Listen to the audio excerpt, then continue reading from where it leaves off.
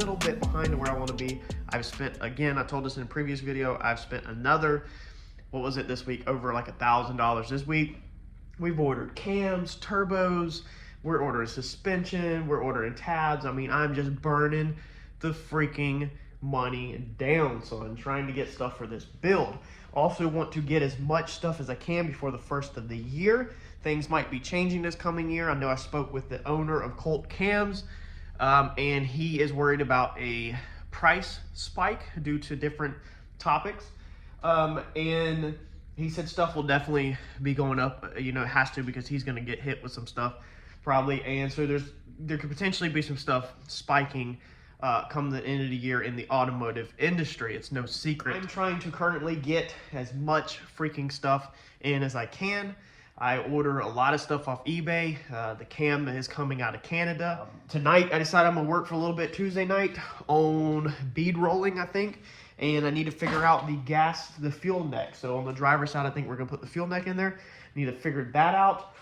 And I think I'm just gonna bead roll. I'm gonna bead roll a couple panels that need to be done and just try to make a little laid back progress I get tonight.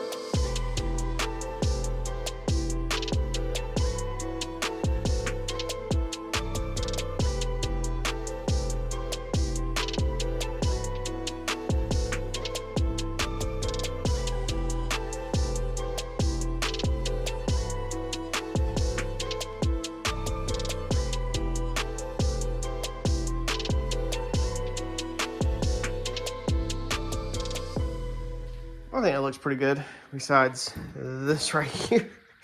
So I laid this out 5 inches on center. All right, and that's 5 inches on center. I took the ruler and I wanted to make sure we could get 5 inches because of the throat that's in there. So I said, well, when we hit the 20-inch, we won't be able to get it because of the throat. I was like, but if the metal is on this side of it, then we can, you know, come this way with it.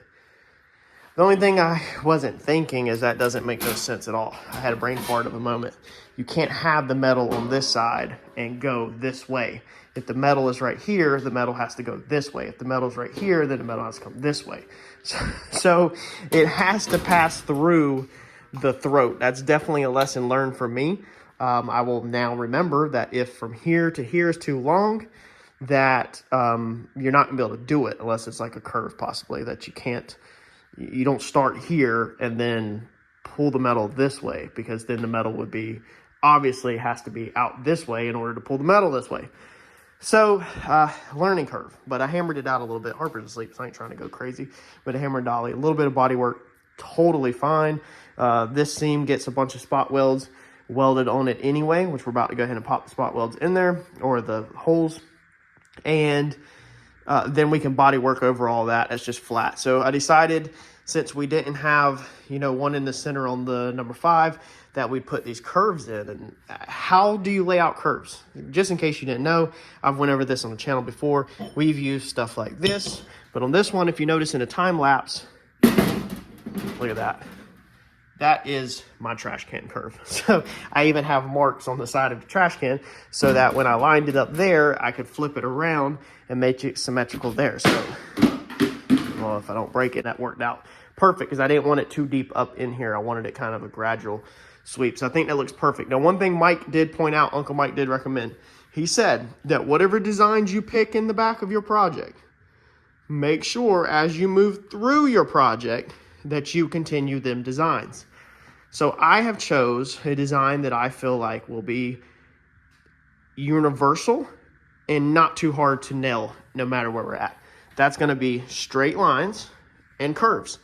Okay, we're not going to start with this diamond crap and ovals and all this stuff, because then every panel we have to nail a diamond, a star, a teardrop, whatever you do. Then you got to start carrying that pattern everywhere. It's okay, I think, to put 1 or 2 unique things in, if it's a star, a teardrop, or whatever, the flames in a door panel, whatever you're going to do. But overall, keep your main design the same. So we'll do straights in the trunk. I think this is going to look the best anyway. I'm going to throw it in there here in a second, and we'll take a look. But I think when you open the trunk up from the factory, I know it had straight lines like this, and then it had like a curved spare tire. So I think it's going to look closer to period correct. I know they weren't doing none of this crazy design stuff back then. And all of the pockets, they were actually going in on their pattern. I didn't want to do that. I wanted to go out on mine. I just think it looks more finished than that.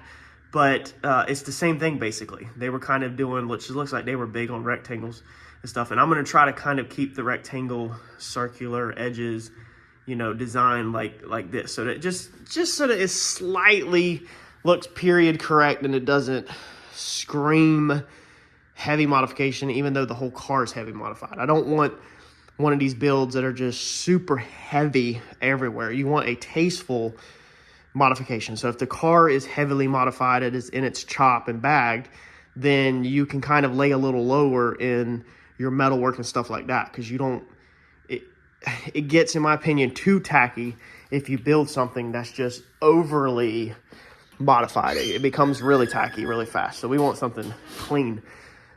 One thing I don't know, I need to watch some YouTube videos on, is how to get this out after you do all these B-rolls, which is not really bad. But what would be the correct way to get that out? I don't know if that would be a little shrinking and stretching in these areas. Let's see here, if this pinched this and pushed this metal up, then that means it should have pulled this metal up like this. So maybe if you put the stretcher on here and stretched it, maybe it would go right. Let me know in the comments if you know the answer to that. At the end of the B-roll, okay, this is where the problem would be. What would you do? Hammer, dolly, shrink, or stretch? Or if you even know, if you're just guessing, then I will continue to also just guess. But I think this looks fine. And again, this gets spot welded all the way down. So once it's welded in, you absolutely won't see any of that. Super happy with that. Let's get this thing thrown back in the car and see how it looks overall.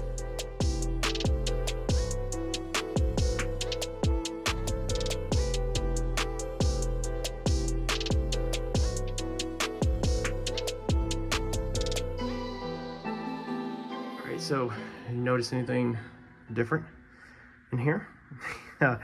Crossbar. The crossbar is gone, so our alignment bar. And we finally have our seat sitting on its own tabs. All right, now, there's a little bit of thought put into these tabs, and they actually ended up being a touch off. So let's go ahead and show you some measurements before somebody points it out in the video if they see it. All right, so we're gonna measure out the side panel to the end of this right here. Okay, so we are 6 3/4 pretty much right there to the inside of that thing. We're going to come over here and we are 6 3/4 pretty much. All right, so seat is centered between the B pillar. All right, the seat is also sitting like this. All right, square between the B pillar, because remember how we just had the bar across there? So that made sure that that seat was perfectly in line. Right here was in line with the B pillar. But if we come back here to this, you're gonna notice that this metal is notched and it's sitting under, whereas this metal over here is pretty much not. It's not notched and it's not sitting under too much. It also looks like this metal is rolled out more than this one. So measurements to the bolt hole back here, butted to that flange, pretty much gonna be 4 inches. Come over here, butt to the flange, to the bolt hole, and we are 4 1/4, 4 1/2, 4 1/2, I think. Let me see. Yeah, pretty much 4 1/2. The camera is looking funky. It's 4 1/2. So we're 1/2 of an inch off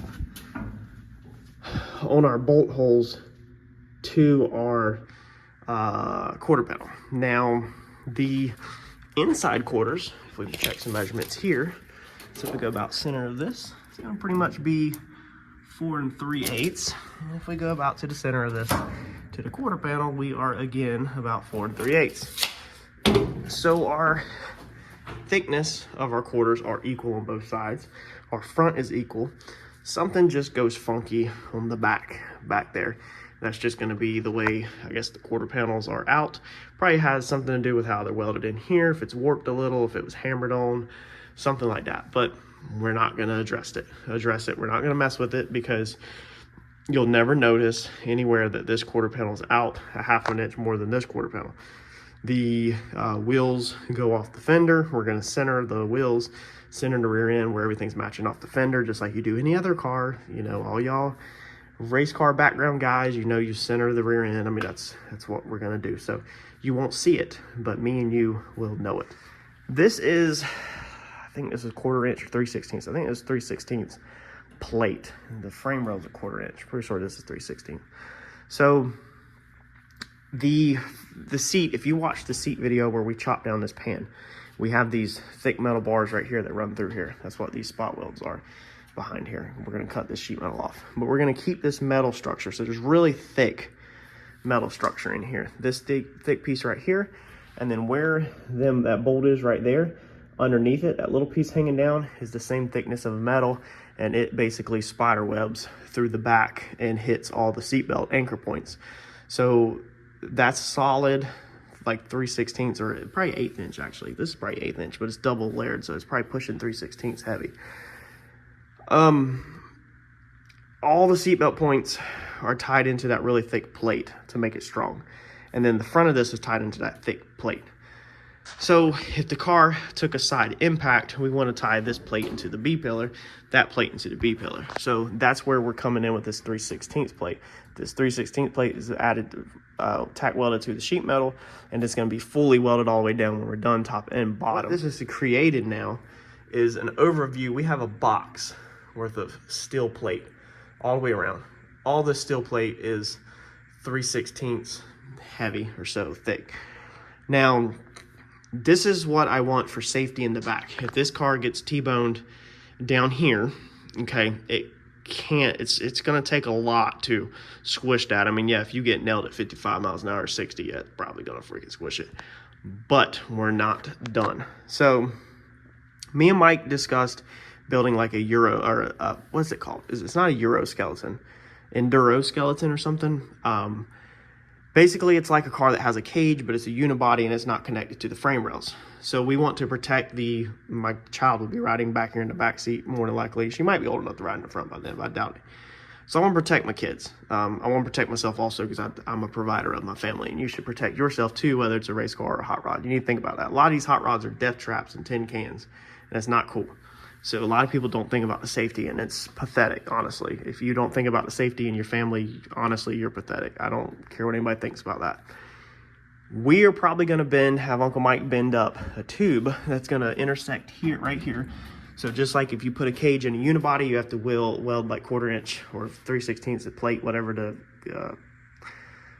what is it, the cert calls for, SFI certified calls for, on the floor of the sheet metal to tie the cage to. So I'm gonna have him bend up a bar that goes up to here. All right, so it will go up to here, and then we're gonna put a bar across here that's under the package tray into that one will curve down and hit that plate too. So what this will do is give the back the backrest, okay, is if a car hits at the tire, number one, the tire is going to slow down the impact because the tire is forward like this. All right, so you can see how the tire is forward. It obviously will break a rim. We see them broken collisions all the time. But then you got the axle that's going to be behind there. And then up here, you're going to have the tubes, okay, that's tied to there. And then that is tied across to there, all right? And then here is tied across to here. Now, I did this like I did with the corner iron because now I have this flat plate right here. So now I'm thinking if we can possibly get it in here, depending on where the drive shaft falls, which I'm sure we could go around it maybe, but maybe we'll see. Going from here across, up over, you know, do the drive shaft safety loop, or do the drive shaft safety loop and just tie that straight into the drive shaft safety loop is honestly even a better idea. We'll have a bar from here to the drive shaft safety loop, and then from there. We want drive shaft safety loop in because if we bust the drive shaft for whatever reason, we don't want to destroy all of this precious tin work. We want to enclose the drive shaft. Not so much safety of the passengers, because I don't think, it's not like we're going to be running at high speeds. We just don't want to tear the living crap out of the car, and we might as well put the safety loop in there. So that is going to make me feel pretty good about the rear compartment.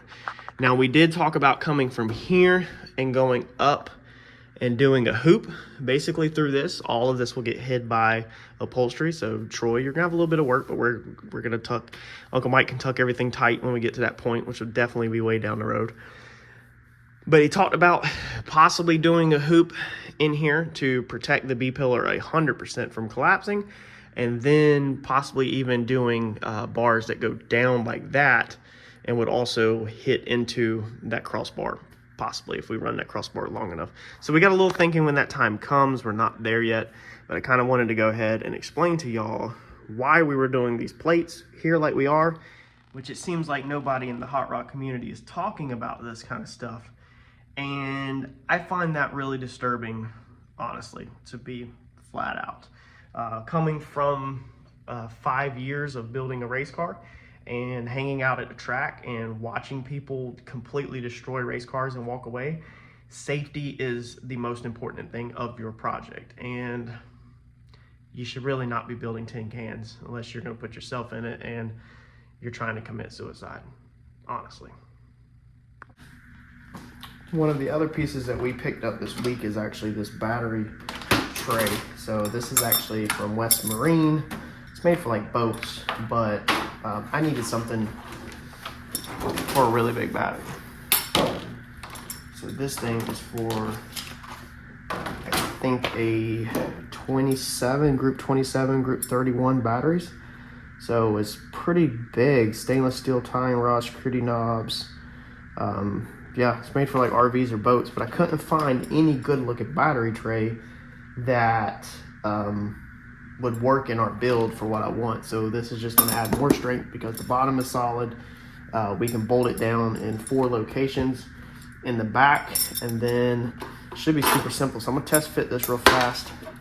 Look at that, the nuts even go right in so they don't turn. I'm gonna test fit this real fast and make sure that it's gonna fit in there. And I think this is gonna be our battery choice. Then we just need to go ahead and grab a battery. All right, let's see how this thing's gonna fit. Oh man. So all of our ideas are not a winner, always. All right, so we need to brainstorm here. Probably gonna have to go with a battery tray that has the little stupid cloth strap over it, or fabricate my own. I know everybody's probably screaming in the comments, just fabricate your own out of flat stock.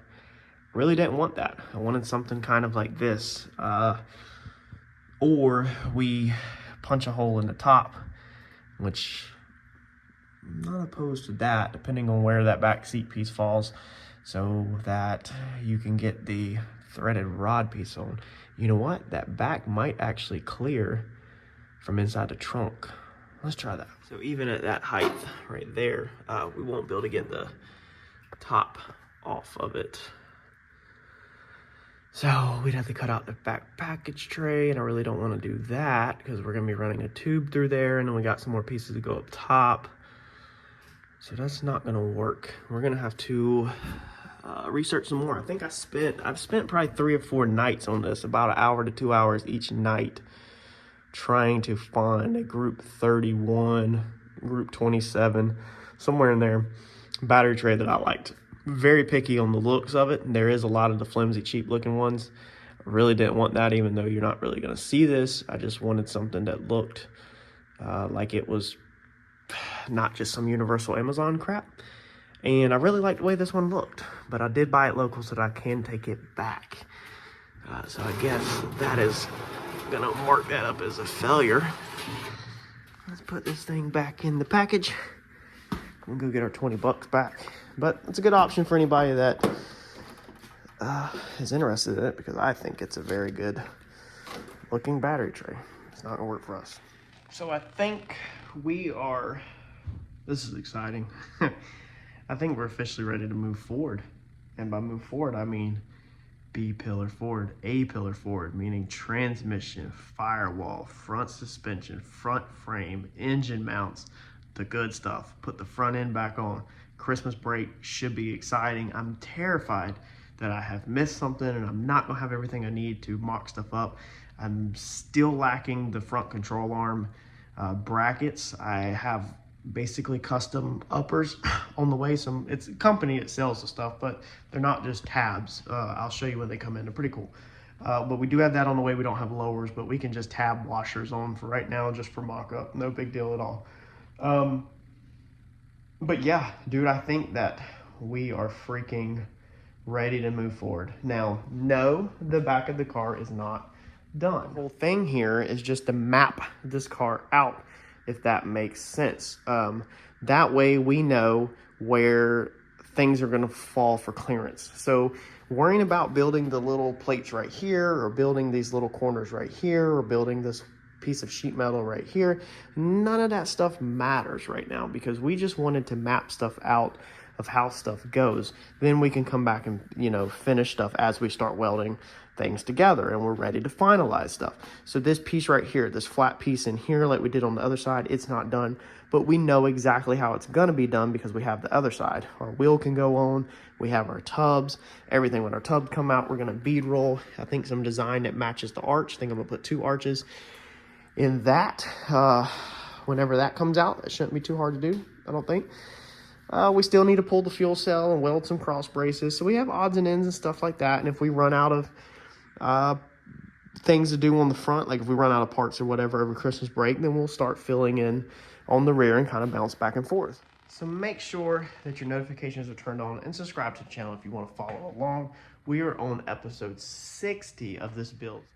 Stick with us, because this thing is going to be sick when it's done, I promise.